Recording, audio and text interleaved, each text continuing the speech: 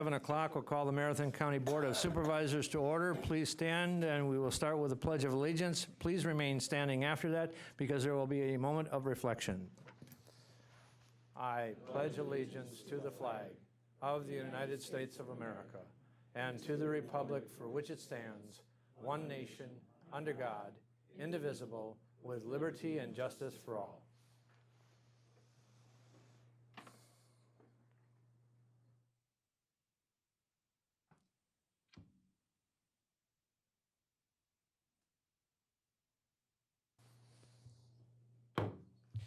Thank you.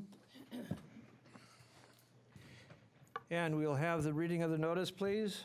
An educational meeting of the Marathon County Board of Supervisors will be held at the Marathon County Courthouse Assembly Room, 500 Forest Street, in the city of Wausau at 7 p.m. on Thursday, September 12th, 2019. The agenda was duly signed and posted. I would like to request everyone please silence their cell phones or put them on vibrate as to not be a distraction to the meeting, and I thank you. We will proceed to roll call. I would request all supervisors please sign in.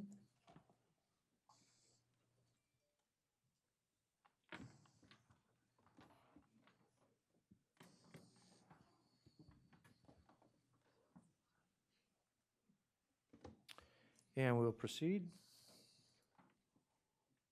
And I would like to welcome all the visitors that we have here, along with our viewing audience. We are honored tonight to have several scouts here there, and I'd ask them to all please stand. They are observing the county board tonight, and they're working towards their citizenship and community badges. So let's give them a round of applause.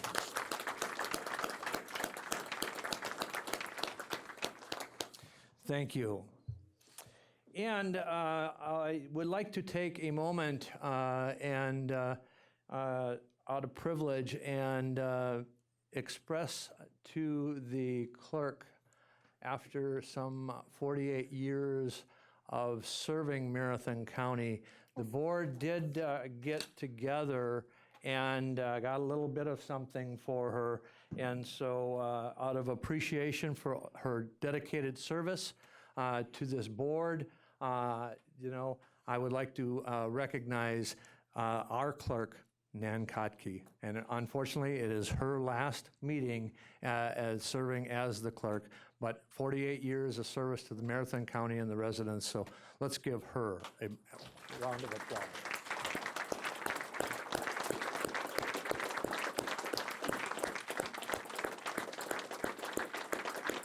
Thank you. Sit down. Thank you.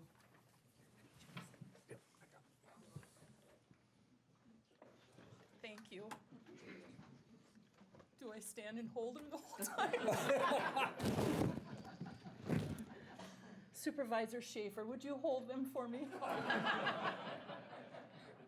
Can we put them over there? Look at that. I'll talk later. So we have next on the agenda item, 15-minute public comment. And no one has approached the chair nor the clerk to address this board. So we will move on to educational presentation and/or reports. But before that, I do have one announcement, and that announcement is item 9, including A and B, has been pulled by the chair.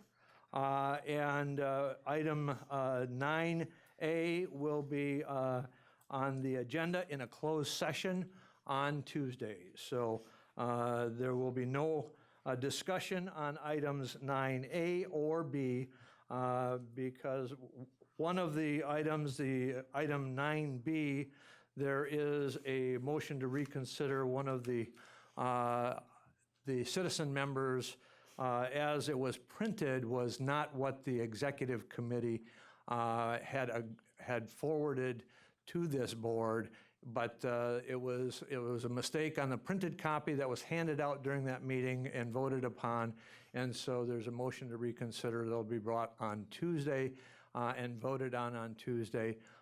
to change one of the printed citizen memberships. So with that, we will move on to education presentation and/or reports, and we'll start with item 8A, standing committee chairpersons or designees. And we have Supervisor Robinson. The Infrastructure Committee will be meeting at 6:30 on Tuesday to go over the culvert and bridge aid projects. It was supposed to be tonight, but we didn't get the notice out in time, so it got moved to Tuesday. Okay, thank you. We have Vice Chair McEwen. Thank you, Mr. Chair. I know the last month or so we've received some negative reports and not positive news about our jail. But yesterday at Public Safety Committee meeting, we received some positive news about another part of our correctional facility, and I just wanted to share it with the county board. It's reference to the 2019 annual inspection of the Marathon County Juvenile Detention Center. On the 8th of September, 8th of August 2019, an annual inspection of the Marathon County Juvenile Detention Center was conducted, and there were several areas that were part of the inspection that, and I'm not going to read the whole report to you, but it is on the Public Safety Committee agenda if you want to read it. But they went over records and reporting, health screening and care, nutrition, security and fire safety, recreational and exercise hygiene and clothing and visitation, discipline, observation of the juveniles, programming, the physical environment of the building, and then lastly the approval.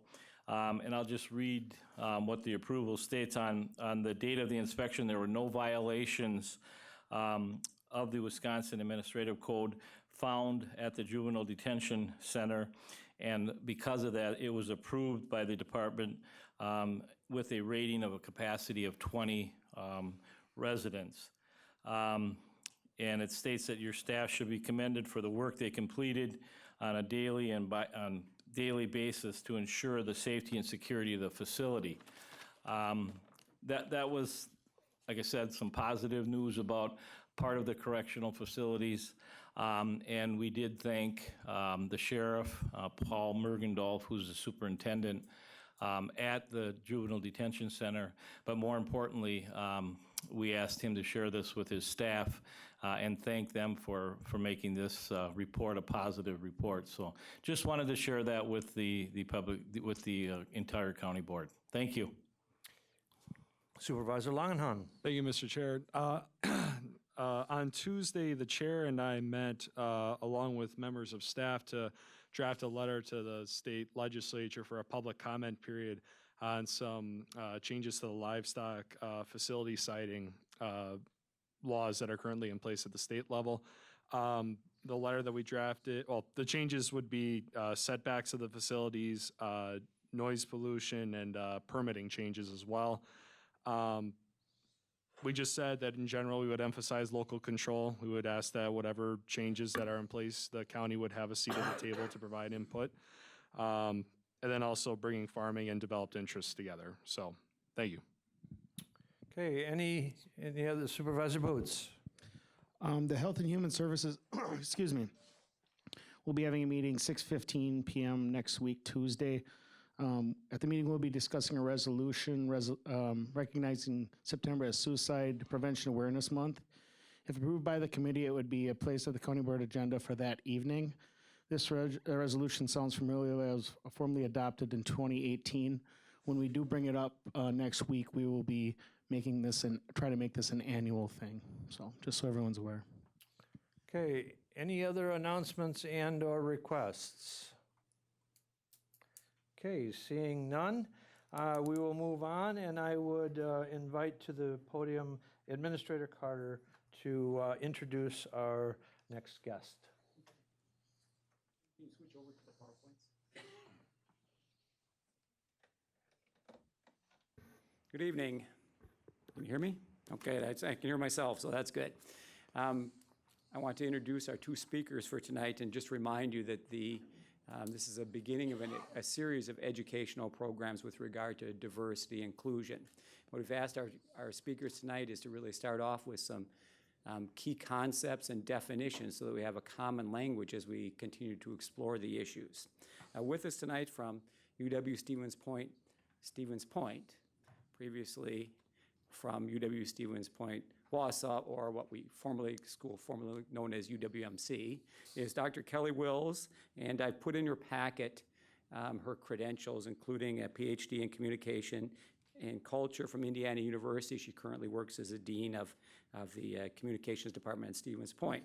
And my next one, I was going to say, couldn't be here quite yet, but now I can see him because I have the county's magazine. I know what he looks like. So in the county's magazine, he has his picture in it, an article called "Using Culture as an Accelerator to Create Model." He's Mr. Greg Wright, the executive director of Create Portage County, and that'd be not exactly the same as McDevco, but very similar. A lot of the economic development people are involved in inclusion and diversity because of the workforce issues that all employers are facing. So with that, if you could give our speakers a round of applause, I'd appreciate that.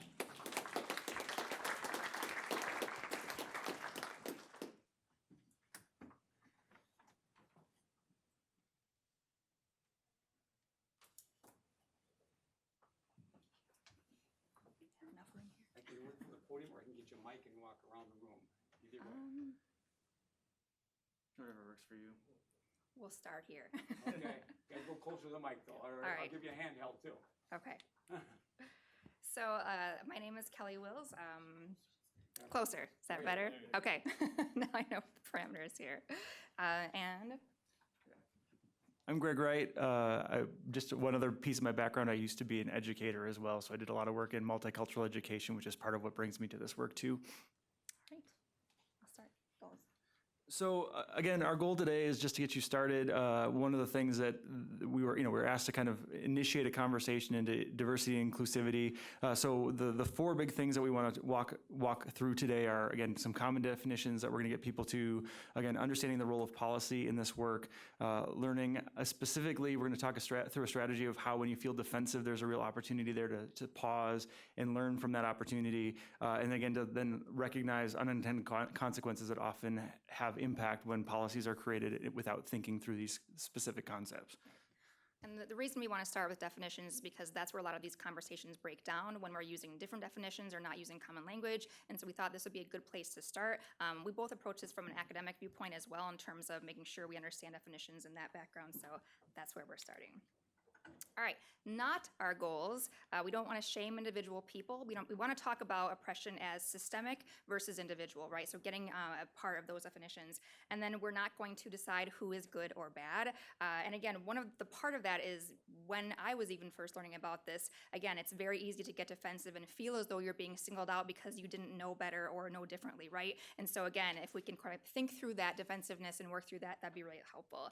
And again, we're not going to just check the annual diversity box, right? This is one conversation. I usually spend about 2 semesters or a year or more on this with my students. And so again, we've broken this down to an hour and a half, but this could be a much longer conversation, and then hopefully future conversations, additional conversations around this as well.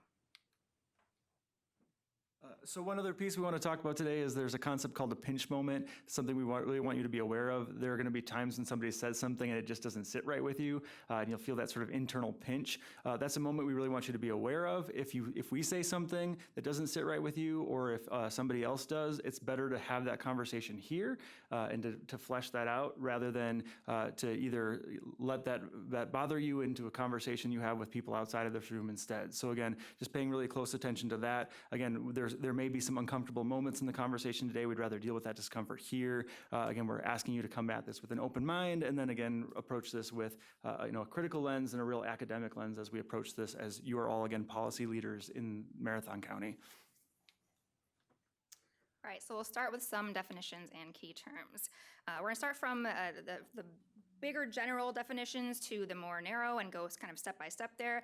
The first term we want to talk about is something called a social construct, right? And so the idea, category, perception, or idea created and developed by society applied to individual groups. Essentially, these are mutually agreed upon norms or ideas, right? We as a society have come to the idea that these things exist. There are certain rules attached to these, but essentially these are made up by our society and agreed upon because we agreed to these mutually exclusive definitions. So some examples of social constructs, one would be race. The idea of these made up categories based on skin tone and regions. There's no actual biological difference between different races, right? We as a society have defined this in certain ways and agreed that we're going to have differences based on race, but that's actually something that is a social construct. Other types of social constructs would be something like gender, social norms, attitudes, and activities that society deems more appropriate for men or for women. We can list a whole laundry list of these, right? So for women, the idea that they should like the color pink, for example, right? For men, the idea that they shouldn't cry. These are rules that, again, we adhere to. There's no really biological reason for that, right? I don't come out of the womb just loving pink. And actually, pink used to be for boys and blue for girls. And so that's changed over time in terms of what we value those types of dominant ideologies. Virginity, we have actually no working medical definition for what virginity is. We tend to think of what that is, but again, there's no actual medical definition for what that entails.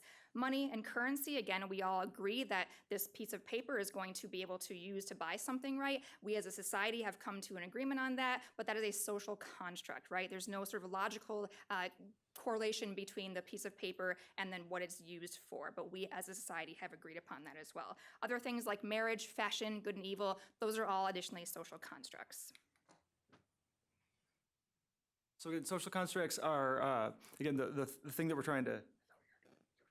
Oh, okay, got it. So we're going to switch off here. So I'm going to talk about social contracts and then give you an example. So the first one would be differences in race are based in biology. That would be a social contract that we as a society have agreed to, but again, there's no sort of real biological reason for that. So again, there's no gene or cluster of genes common to all Black people or all white people. These are social constructs. The idea of passing would be a good example, right? So for Black people in the 1950s and 60s who could pass as white, therefore it shows a sort of permeability of race and how that works then.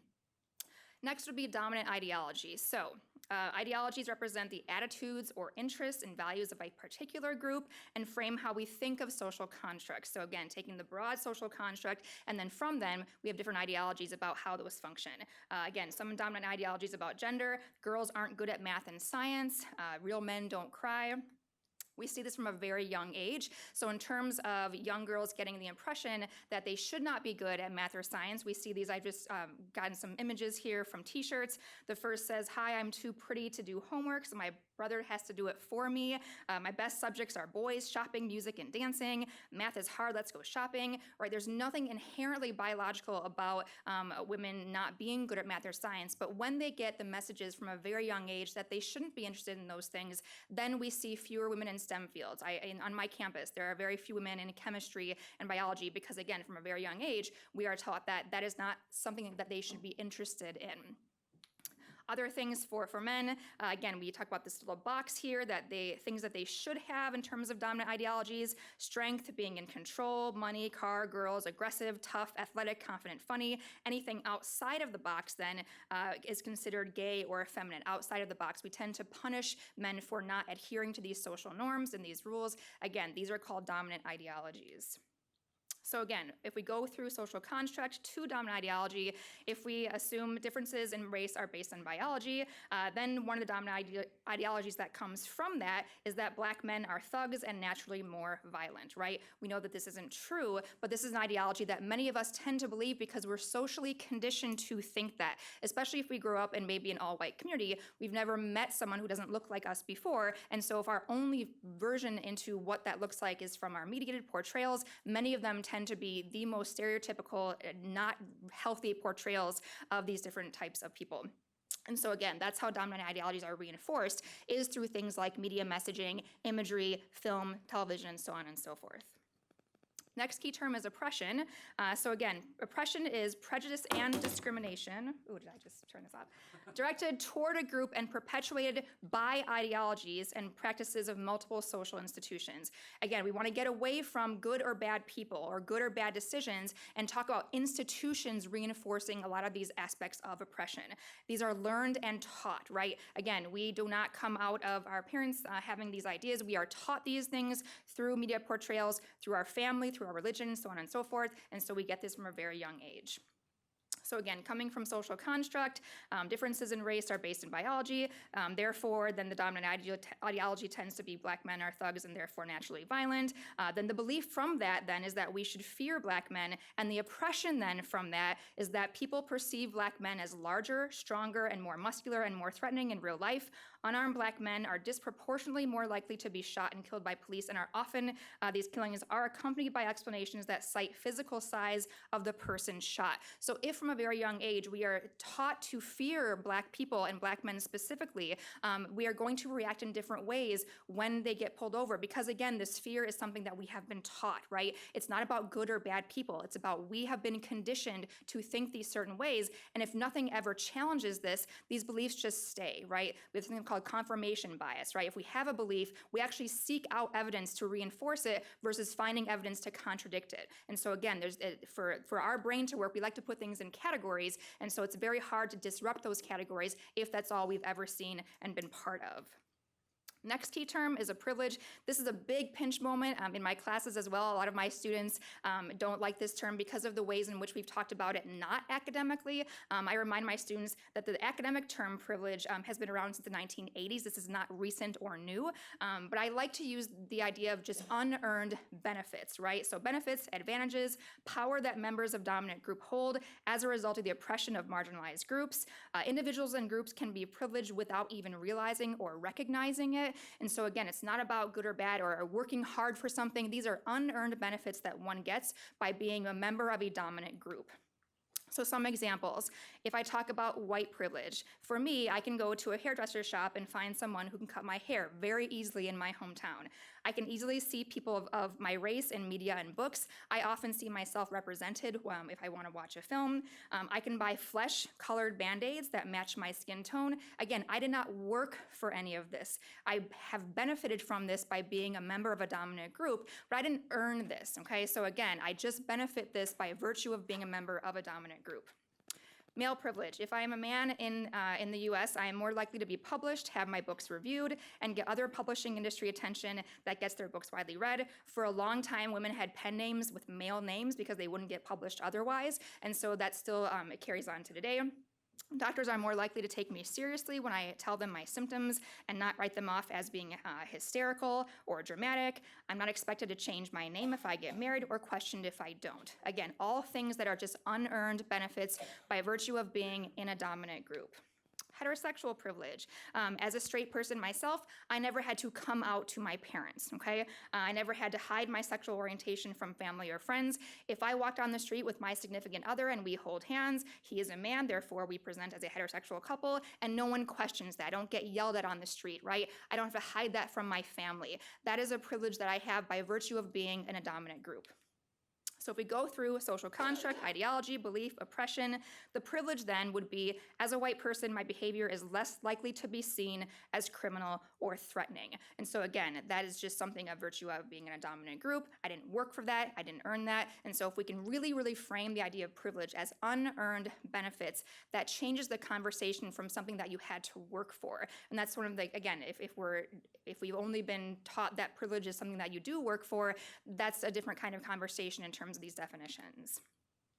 I also want to talk about the difference between bigotry and prejudice and racism, because they are different. So bigotry is a personal belief system that may manifest in acts of meanness or hostility at an individual level. Prejudice is a preconception about an individual on the basis of a racial identity.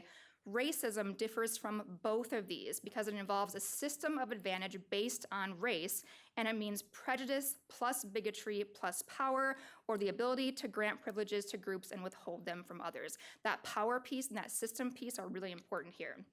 So because of this, bigotry plus power plus prejudice plus power, reverse racism cannot exist because that system does not play a part of that. So there has never been a national set of laws or system put in place to systematically oppress white people or push them to a status that is less than. No institution, no power, therefore no reverse racism. So if we understand racism as that definition, therefore then, if we think logically, that can't happen. So again, we have racial prejudice. If someone were to say white people are lazy and unreliable, there's no sort of institution that's reinforcing that applies to all white people. If a person of color stereotypes a white person because of their race, there's no existing institution reinforcing those stereotypes that then disproportionately affect all white people. Racism, if someone were to say black people are lazy and unreliable, there are actual consequences to that line of thinking. And so again, there were some of the real life consequences. People with traditionally Latino or black sounding names have a harder time getting interviews or home loans because of these stereotypes. And so there are actual institutions that again, there's real harm done when we have stereotypes and these kinds of ideas when it is applied to marginalized groups. There's also the difference between inferential and overt racism. So overt racism, most people can easily come up with examples, right? KKK, cross-burning, those kinds of things. Those are obviously overt types of racism. Inferential are the more subtle forms of racism, but no less sort of damaging and dangerous. So we have dog whistle racism or coded racism, terms like gangbanger and thug and Sharia law, superficially reference race and religion, those types of things. Again, if you don't want to be seen as an overt racist, you may sort of include in some of your presentations or speeches to let your audience know that you're aligned with them. Dog whistle codes often hide racism even from those in whom it triggers strong reactions. So here, if we go all the way down, again, for the privilege, as a white person, my behavior is less likely to be seen as criminal and threatening. Racism then from that, if those people just had stronger families, there wouldn't be so many black people in jail. So again, these assumptions that stem all the way from social construct to ideology to oppression, therefore that's where that racism occurs, right? And oftentimes we're not even aware of it because we've just been socially conditioned to think of these things and nothing else has challenged us. I didn't have my first thoughtful conversation on race and gender well into graduate school. I got my college degree without ever having a conversation on race and gender at all. And I think that's the experience of most of us. I grew up in Stevens Point, went to SPASH, never had a conversation on any of this, never had these definitions. That's not that my school was bad, it was just that was never a priority. I think many people thought that because we were a primarily white school, we just didn't need to know this stuff, right? But I would argue the opposite, that because we were a primarily white school, we really need to understand this because oftentimes we don't experience this on an everyday basis. So moving on from that, so Kelly's obviously given a lot of definitions from that. We're going to show you a quick video, and then we're going to try to show how, again, that public policy is not just something that responds to these, but actually can make these social constructs and dominant ideologies even more intense for communities. So we'll see if this plays. Oops. I think it loaded. Does it, the mouse? But I don't see an arrow on it. Does it get loaded in that way? We might be sending you home to watch a video.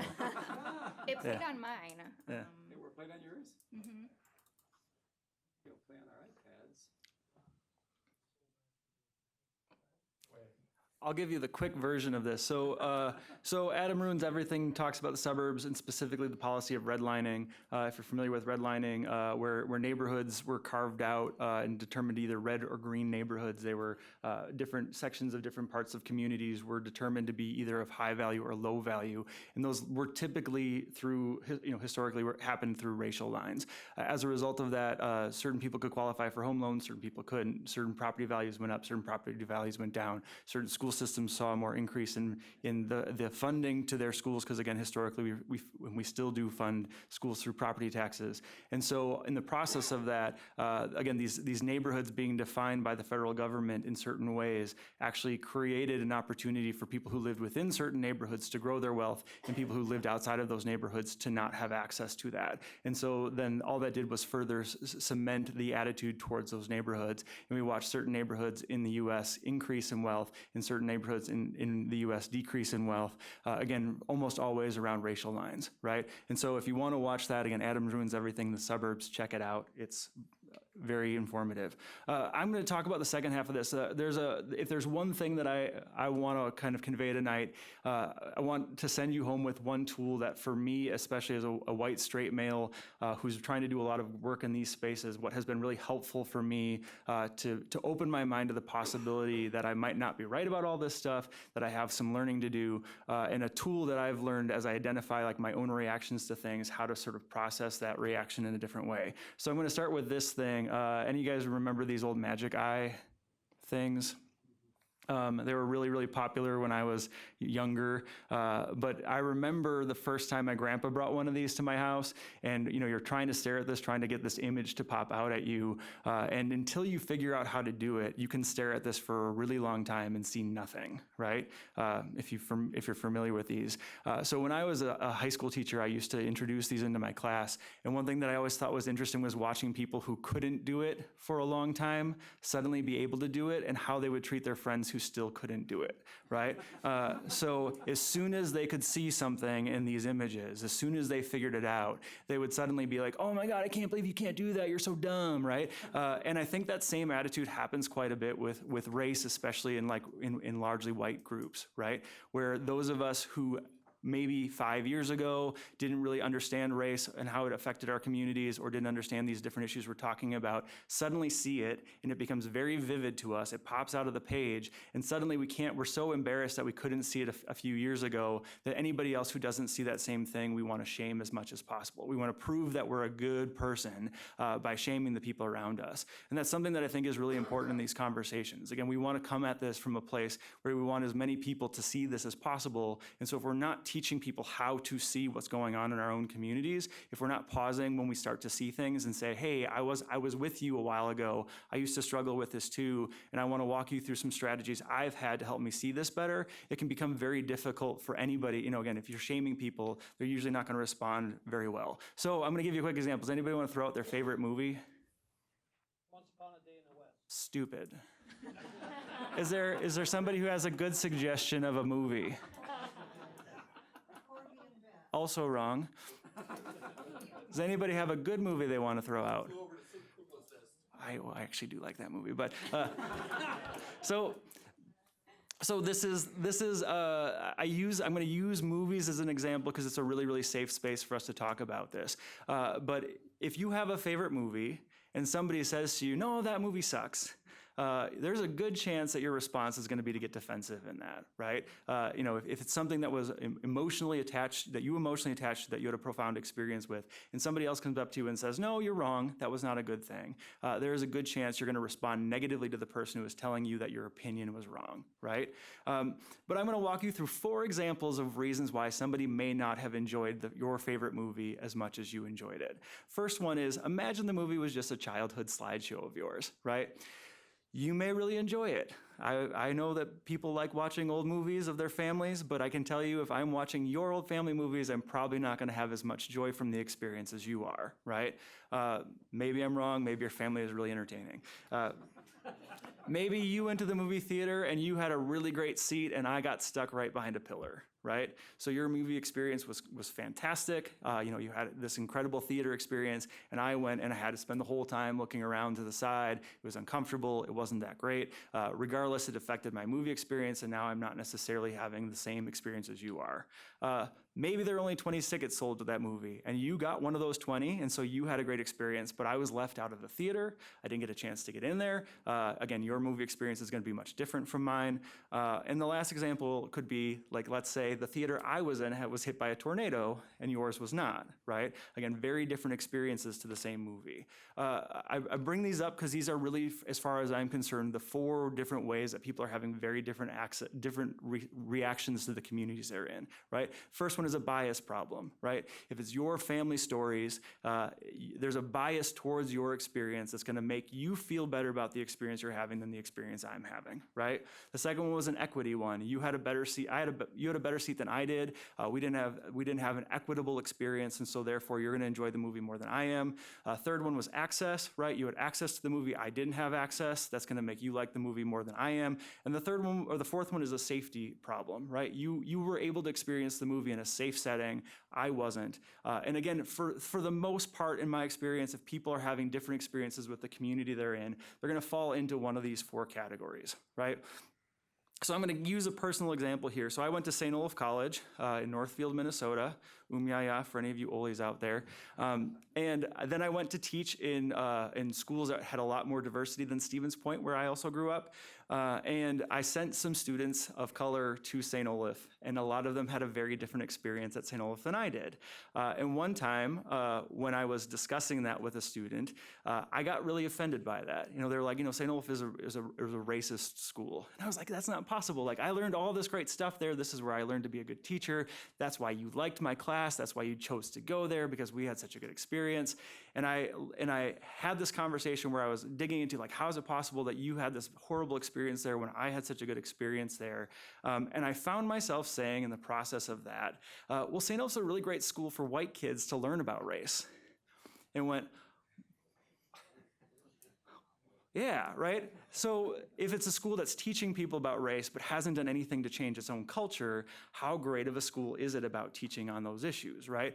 St. Olaf, if you know the college, is a Norwegian Lutheran school. That cultural heritage is very important to the school and often gets in the way of the school making adjustments to make the school a comfortable space for all people, right? And so in the process of that conversation, the way I got there was I made a shift in my own attitude from saying, so have you ever thought of St. Olaf this way? Have you ever maybe thought of this piece of it? Instead of asking the question, what am I missing? And this to me, again, is a tool that I find is really helpful. So if somebody says something to me, if somebody does not share the experience I've had, and I get defensive in the way that they're responding to the community, instead of asking the question, have you maybe ever thought that maybe you're doing this wrong? Maybe you're having a bad experience because you're not doing this. Just asking the question, what am I missing? Like, what about your experience is different from mine? I really enjoy living in Marathon County. Why is your experience different from mine? Asking that question will open up the opportunity for people to tell you about their experience in a way that may show that you are having a great experience here, but they're not having that same experience. And again, thinking about those same 4 filters, it may be that you are, again, having a really great time living here. My guess is if you're running for county board, you like this place, right? That you've had a good experience here, that you've been treated well here, that you've had access to wealth and success and other things along those lines. And so your experience in Marathon County may be different from other people who are living here. And so if they say something that makes you defensive, again, instead of asking that question, well, have you ever thought of this? Think about asking, what am I missing? So I'm gonna give you a couple that are gonna maybe be some pinch moments for you. So imagine somebody comes up to you and says, the police in Wausau are racist, right? Super uncomfortable conversation, right? A conversation that's happening nationally right now about policing, right? Again, thinking about that, for most of us, we're gonna have a pinch moment. And for most of us that have had positive experiences with the police force, some of us who have had profoundly positive experiences with the police force, that's a really uncomfortable thing to hear, right?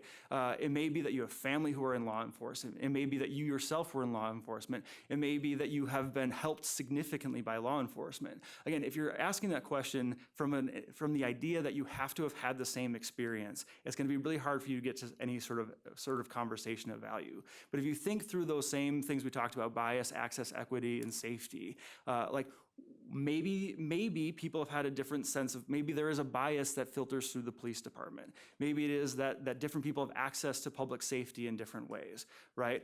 There are ways you can figure this out in your own community just by looking at your data, right? We know that crime is not committed by people of different races at higher levels for the most part. Actually, for the most part, white people tend to commit more crimes than people of color, right? We know that specifically with drug crimes. But if you look at the Marathon County jail data and you see a higher percentage of people of color in your jail than white people, people have different access to public safety, and you have an equity issue in your jail system, right? If those numbers are skewed, there is something amiss in your community. And it is possible that you are having a very good experience with the police officers, but other people are not. There's nothing to do in Marathon County. A little easier one, maybe. I should have started with this one. Right? It is possible that you have so much to do here because this community has invested in all your favorite forms of recreation, right? That they're catering to your age group, that they're catering to your demographics so successfully that you think there's so much to do here, but that bias is influencing the community in a way where they're not investing in other forms of entertainment that may be really important to people. It may be that you are accessing certain channels where you have information to what's going on, and other people don't have access to those same channels, right? So again, it doesn't mean that this isn't a great place to live where there's a lot of stuff to do just because somebody says, oh, there's nothing to do here, right? What it may be is that there's nothing for them to do here. And that may be a place where the community, specifically the county, could make some investments in different types of recreation that support other people's experiences. Wausau schools suck, right? Somebody says that. You went to the Wausau schools, you work in the Wausau schools, you sent your kids through the Wausau schools, your kids did an amazing job here, they loved it, and somebody tells you that the schools here aren't good. That can sit really poorly with you, right? But again, thinking through access, equity, safety, bias, it could be that different people are having very different experiences in the Wausau schools. And again, the thing I want to get at with that is that there can be unintended consequences to policies that are really good for certain groups of people. You can have a policy that is designed to be very, very helpful to the community as you understand it, especially if you're thinking through what Kelly talked about in terms of social constructs and dominant ideologies. If there's a dominant ideology about who lives in Marathon County and you are constantly making your decisions with that specific, this is what it means like to live here in mind, there is a good chance you are also making decisions that leave out other groups of people, and they don't have access to the quality of life in Marathon County that you're so proud of, right? Case in point, the Wausau School District just redid its boundaries, right? And it redid its boundaries because if you paid close attention, and I can tell you this specifically because I used to write your life report for the United Way, if you used to look at the school boundaries, Wausau used to have two very different school districts in the same school district. Almost half of the schools had fewer than 20% free and reduced lunch, economically disadvantaged students, and the other half of the school district had more than 80%, right? So you had these two very different school districts within the same school district, right? And so if you were going to one of those schools that was extremely economically advantaged, you probably had a better experience than if you're going to schools that didn't, right? And so again, and why do those policies get started? Walking distance, right? I mean, that's how almost all entirely school maps are drawn, is what's the easiest way to not bus very many kids? How can we bus the fewest number of kids? So let's draw circles around the school that make it as easy as possible to walk to those schools. Well, again, we know that there's different wealth in different neighborhoods, right? And so if you're drawing those circles around schools, you're probably also drawing schools around certain economically advantaged neighborhoods and certainly economically disadvantaged neighborhoods, right? Especially because we know that major roads that need to be bussed across are frequently the dividers between those types of neighborhoods, right? So the school district just revisited this, right? They're working on improving that to provide better equity and better access to all students in the school district. For a long time, if people in the school district said, you know, my experience isn't the same as someone else's, people kind of said no, and recently the school district really dug into that. So my point on this is, again, you as county board supervisors have agreed to represent all people in the county. And one of the things that you need to do in that role, if you're going to do that role, is you have to be open to the idea that different people are experiencing the county in various different ways, right? That your experience living here can be very different from somebody, especially somebody who is experiencing the community through some sort of marginalized group. If they have, you know, if they're not in the racial majority, again, if they're historically women versus men in this community, if they are gay or transgender versus straight or cisgender. Again, these can all be experiences that provide different experiences for people who are living in your community. And your job is to represent all of those experiences, right? Your job is to make sure that everybody has access to safety, to a high quality of life. And you should want to, if you love this community, make sure that everyone has access to loving the community as much as you do. And that's one thing that I'm gonna give my own little personal take here on the whole One Wausau thing. I appreciate it. I appreciate the gesture and the whole, like, let's all come together and be the same thing.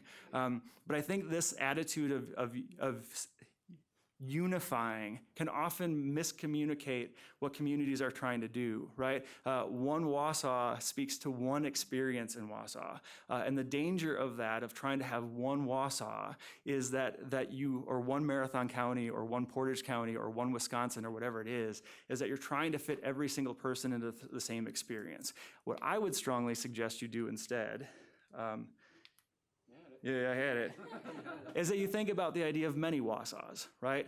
That you want as many different people to come to live in Wausau or Marathon County and have the experience they want to have here, right? That doesn't matter if you are, if you are somebody who wants to come here and never have kids and never raise a family. They should be able to have an incredible experience versus somebody who decides they want to devote their entire lives to their family, right? They should have equal access to resources here. And the reason why I want to tell you that you're already good at this is you do this for the business community all the time, right? The needs of the manufacturing sector versus the agricultural sector versus the healthcare sector versus the tech sector are very different, right? And part of your job is to make sure that all of those different sectors and industries have the resources they need to thrive and provide a high quality of life, a high employment to the community as well, right? So we constantly are thinking about it this way. It just gets much more difficult when we're talking about specifically personal identities, right? So that is my big challenge to you, is again, to think through, to listen to that defensiveness, to think through what other people's experiences may be, and to use the opportunity when somebody comes to you and says, this piece of Wausau that you love so much is not so great for me, to understand that your goal is to get them to think it's just as great for them too, but not necessarily to fight them on the idea that their experience may not be good. Do we want to say anything in closing?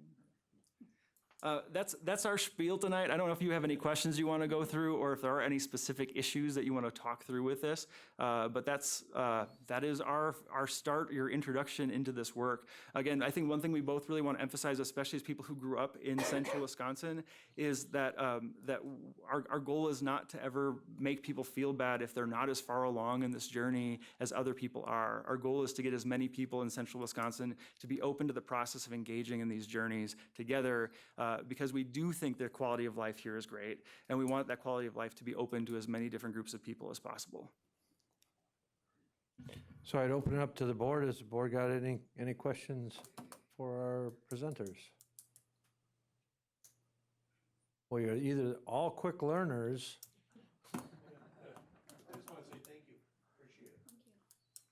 I will also say sometimes it's easier to ask these questions in a less public forum, and both of us are open to that. I think that is for some people this can be really new and uncomfortable information, and to ask, I feel this way about this. Like we have talked a lot of people through a lot of those conversations, and we are both open to having those conversations with you as well.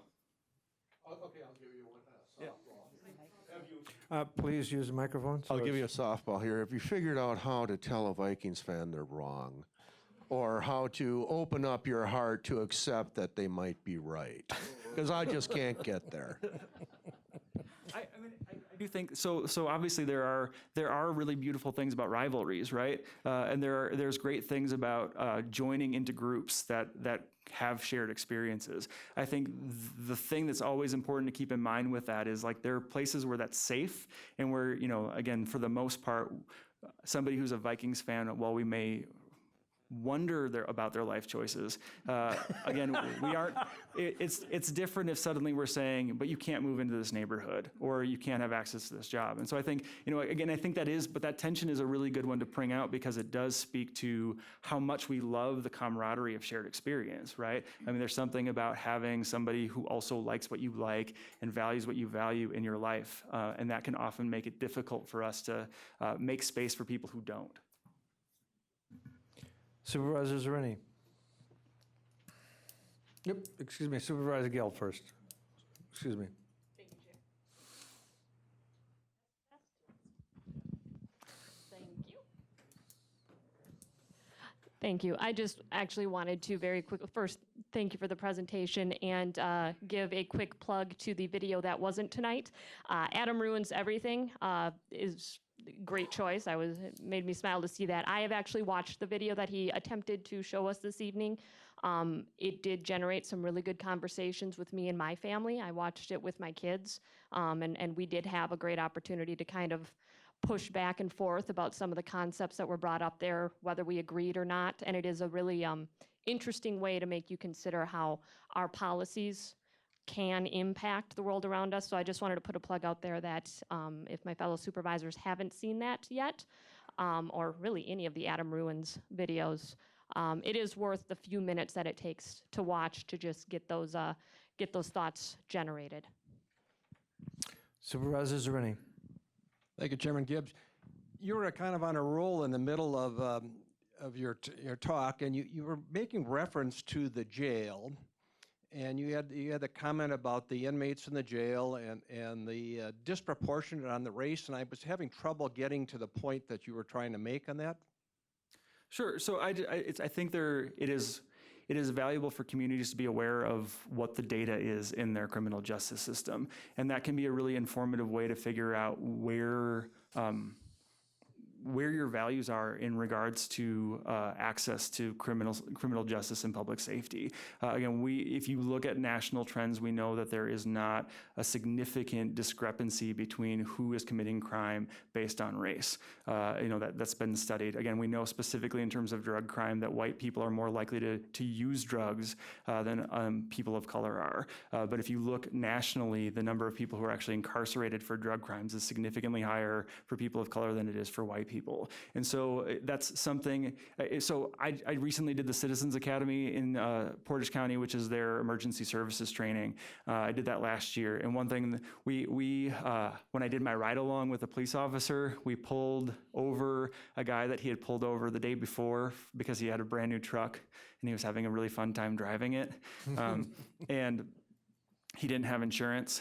And it was the second time again that he had gotten pulled over for that. And the police officer came back to the car and was like, yeah, but it's a brand new truck. It was just an experience he understood. And I think that I think is part of what can be sometimes difficult in terms of how criminal justice is experienced is when we understand what people are doing, when we see ourselves in somebody, it can often be very easy to forgive what they're doing. And when we don't see ourselves in somebody or their behavior, we can find that to be threatening. And so depending on even just what kind of car somebody drives, again, if it's a normal car for people to be driving in the community versus not, that can have a very different feel to it. And so again, I think as again, data can be really helpful in this, like looking at your data and having a sense of what's going on. It may be, we've been having some conversations in a group that we were engaged with in Portage County about criminal justice in Portage County as well. And we heard from a retired law enforcement person that the attitude towards people of color in Portage County used to be somebody wearing the other team's jersey coming in the home side of the stands, right? And that they would watch that person because they assumed they were there for no good reason. Well, if you watch somebody long enough, you're gonna see them do something wrong. And if you see them do something wrong, you're going to treat that as something that's criminal. And so that can significantly influence the way different people are having experiences with law enforcement. Supervisor Gomes. Well, you probably look at me as a biased old white guy. Anyway, my busload of Mexicans did. For 2 years it took, this sort of not really trusting you. But after 2 years, it's pretty much smiles because they know me. But you can be the reversed way too, is what I'm saying. But I did have a question. I don't know the term dog whistle code. What does that mean? So a dog whistle is something that only a dog can hear, right? And so it's the idea that you are saying something to an audience that they will pick up on. And so again, something like if you're doing code words like thugs, right? We immediately, if we were to do a word association, okay, that's a black man, right? Or that's someone who's gonna be dangerous to me. And so if we do that word association and use those type of words in an audience and they also understand what you're saying, that can be sort of the coded language for racism. That'd be an example. Okay, any other questions from the board? Well, I would like to thank you for the great presentation and look forward to our future education sessions for the board. So again, thank you.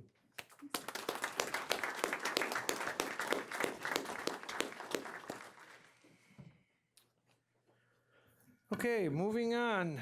Again, items 9A and B are pulled and will be brought back on Tuesday. Moving on to item 10, review and discussion on Tuesday meeting agenda items. Under 10A, ordinances 10A1, Environmental Resources Committee, item 10A1A, Town of Plover Rezone, Tim Veerland and Jeff Fraza.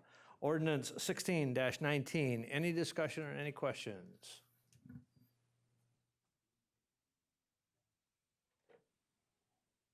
Okay, 10A1B, Town of Holton Rezone, Jason and Stacy Brusky. Ordinance 17-0-17-19. Supervisor Gums? Can I tell a little story about Jason Brusky? I'm good anyway. Mr. Chair, it's a good story. This young man served his country in Iraq. And when we dedicated his name on the town honor board of veterans, I remember the story vividly. He said he drove truck for whatever branch of service, I don't know what. But he drove truck, and he says, the first time out of the base, he says, my hands were shaking so hard, I could hardly hang on to that steering wheel. And you can imagine. That's all, sir. Absolutely. So any questions on that ordinance 17-19? Okay, moving on to, 10A-C, Town of Wien rezone, Justin and Brittany Krasnowski. Ordinance 0-18-19. Any questions? Item D, ordinance amending the General Code of Ordinances for Marathon County, Chapter 13, Livestock Facility Licensing Ordinance Code, O-19-19. I will present to the board. There is 2 items that have some corrections that will be presented in the packet. There is a lined out section that is in red where it says the director under section 13.201.12, item A3, findings of fact, the director shall, it will be the department,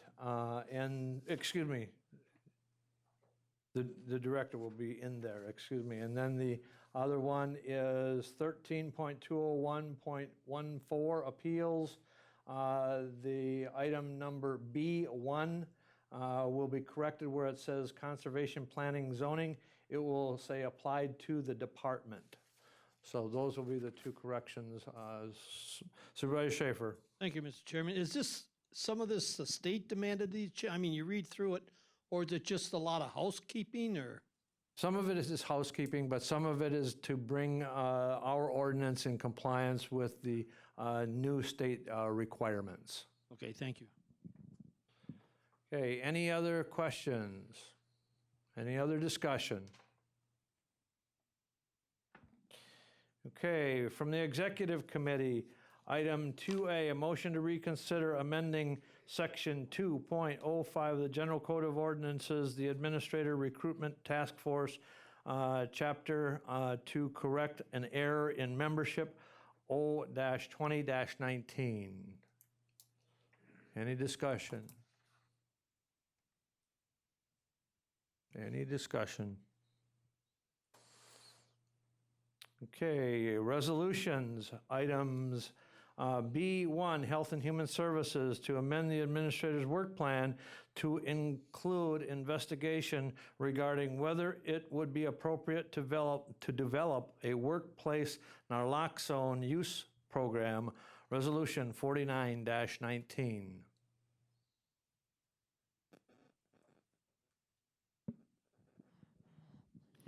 Supervisor Guild. Can we get a sense of how much time commitment is anticipated? Do we even know that at this point? Just because knowing that we're heading into that last half of the year, there's a transition in leadership coming. We've got budget ahead.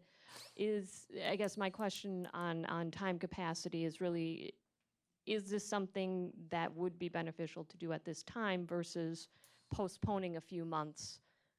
So if that could be answered of what we're anticipating this being, that would be helpful.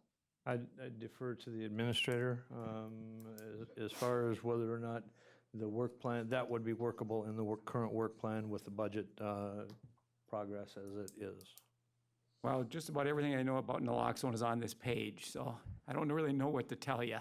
I'd have to learn about it, and I'm certain I can put together a team to work on it. Why don't we just identify it as it's going to be among the priorities, and if we can't get to it, well, then we can't. But it'll be on the page every year. There's some things we just don't get to, but I don't actually know how long this would take because I don't know much about the whole program. But it is an important issue. You can save somebody's life with it. Any other discussion on that? Supervisor Rosenberg? Thank you, Mr. Chair. We talked about this at Health and Human Services, and it was one of those things that the health department, they talked about maybe talking to the different departments about what they actually had as a policy. For instance, the sheriff's department might actually have a policy versus some of these others. So that it was a whole process of things. First, taking inventory of what we do have, and then maybe considering where we should go from here. Okay, Supervisor Robinson. This is an issue that came up when we started to do the gap analysis on where we were relative to the opioid heroin epidemic and trying to look at what the county's response would be. And it came through the staff at the health department that Narcan or naloxone has with it great promise in terms of being able to treat people with overdose, but also some consequences if not administered in the proper setting. So what we wanted to do is look at it from the context of should the sheriff's department have it, which they do. Should the North Central Healthcare facilities have it, which they're evaluating, and does the health department have it? But if we have the ability to save a life, it creates great promise, but it's not appropriate for all settings, and I think that's one of the reasons why the recommendation was to look at it on a department by department basis, look at where our risks were, where the exposure of our staff are, and this is both an issue of how do we treat the public, but in some cases, how do we treat our own staff? Because with the prevalence of fentanyl and fentanyl-laced drugs, there are exposure scenarios where our staff can be exposed to the drugs that will have an adverse effect, and that's been demonstrated throughout the state. So we wanted to do is create an environment where we could look at it from a risk management perspective, rewards perspective, public safety perspective, and health perspective, and therefore the creation of the task force. Supervisor Boots. And to tie into that, we were charged with the strategic plan on doing certain things, and that was one of the things charged to the Health and Human Services was the opioid epidemic. This is one of those things that came out of our discussions for this. And like we said, we just want to see what, move forward with this. We know we're just the starting phases, but sticking to the strategic plan, that's the way we need to do it, I think. Okay, any further discussion? Any further discussion? Okay, moving on to item B2, Human Resources, Finance, and Property Committee. A resolution approving the 2020 Capital Improvement Program, Resolution 50-19.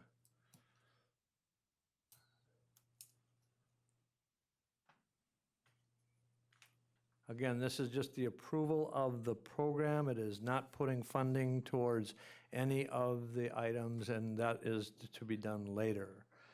Okay, from the Infrastructure Committee, County Bridge and Culvert Aid. Any questions? Again, the Infrastructure Committee will be meeting on Tuesday to discuss that and bring forward. Any discussion? Quick question. Supervisor Schaefer. On the bridge aid, about halfway down the thing, you have City of Marshfield, East McMillan Street, 184,000. If it's in the City of Marshfield, why are we giving? City of Marshfield has portions of Marshfield in Marathon County. The north end of Marshfield is in Marathon County. Okay. All right. Any other discussion?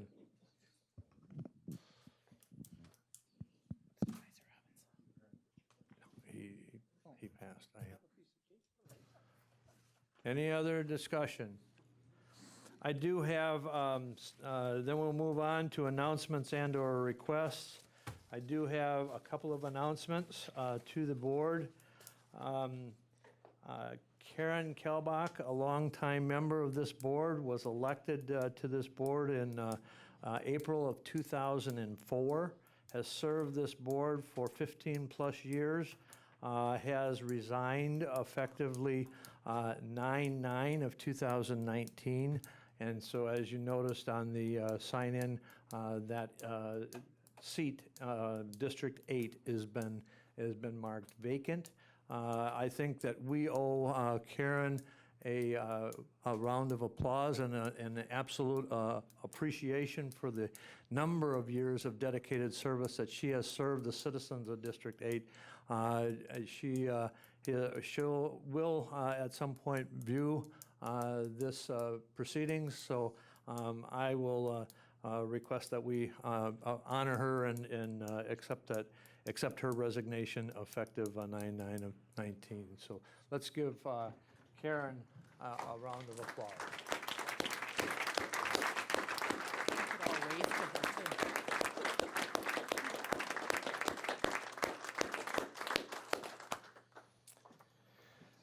Thank you, and Karen will be missed on this board. There's another resignation I received today from Supervisor Ashley Lang. She was elected on April of 2018 and resigned effectively 9/12 today.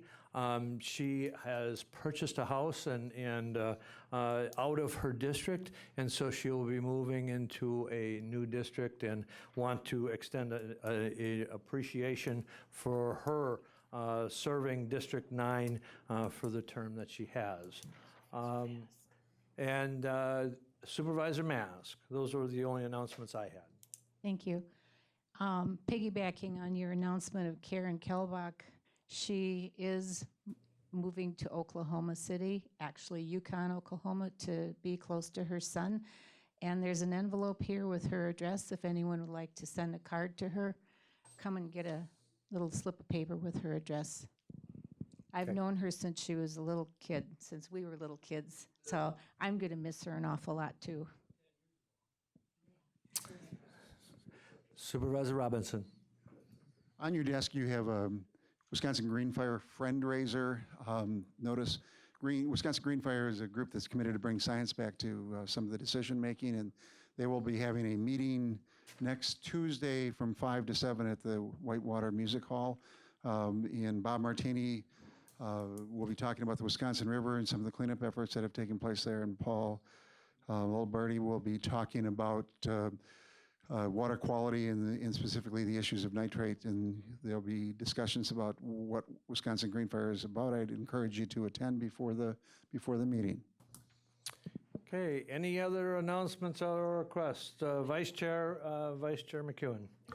Thank you, Mr. Chair. Just wanted to remind everybody and the Rules Review Committee will be meeting this Monday at 4 o'clock. So if even if you're not on the Rules Review Committee, if you have any interest in that, I welcome you to attend the meeting. So thank you. Any other announcements from the board? The clerk would like to address the board.